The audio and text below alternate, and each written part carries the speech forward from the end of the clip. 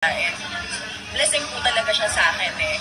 And happy po ako na nagawa ko po ng maayos at natapos ko po. Kaya po sobrang excited ako na sana mapanood nyo ng lahat. And actually pati ako, hindi ko pa ganun napapanood. Excited na ako mapanood. Pero Zainab, nung sa nalaman nga namin na meron kayong intimate scenes ni Derek, no? Pero prior to that, na-brief ka na magkakaroon ng ganung scene.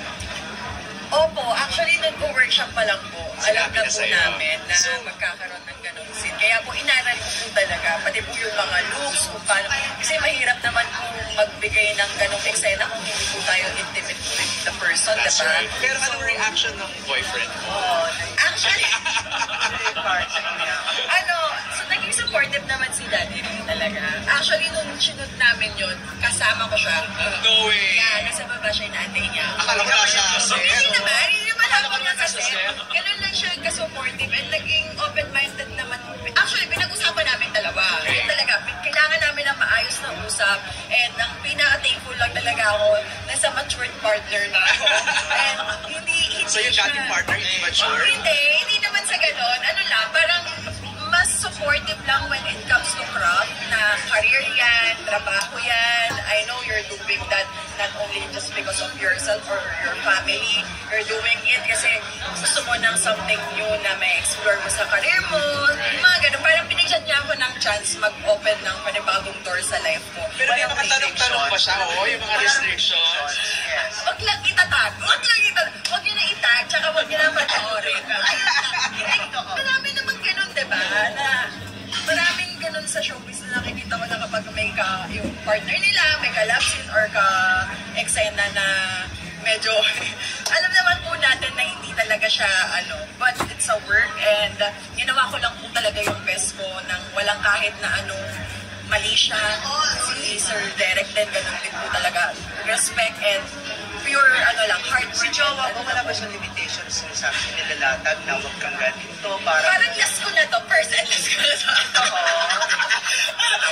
Hindi, parang, next siguro po, syempre hindi naman po ako pumasok sa showbiz para po sa mga ganitong eksena lang.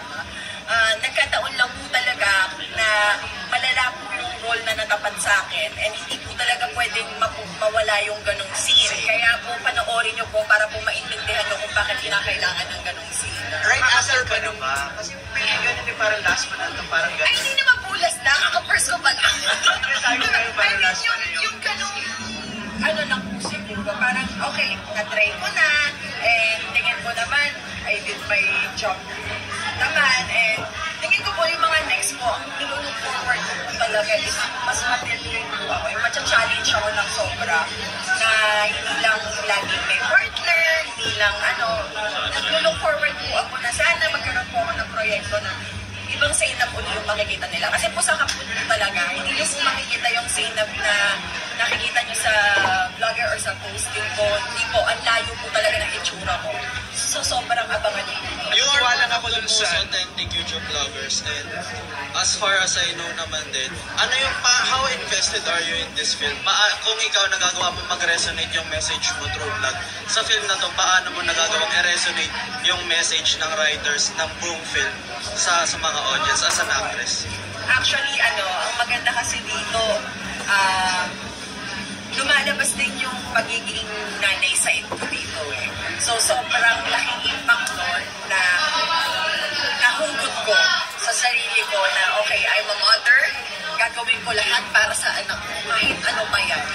So, ayun yung pinaka, sa akin eh, naging challenging siya, pero naglaban and sobrang excited ako to promote. Hindi lang to promote to show them. Kasi sobrang ganda ng project. Ako po, bago ko po tinanggap din yung project, binasa ko po talaga yung script ng bongga.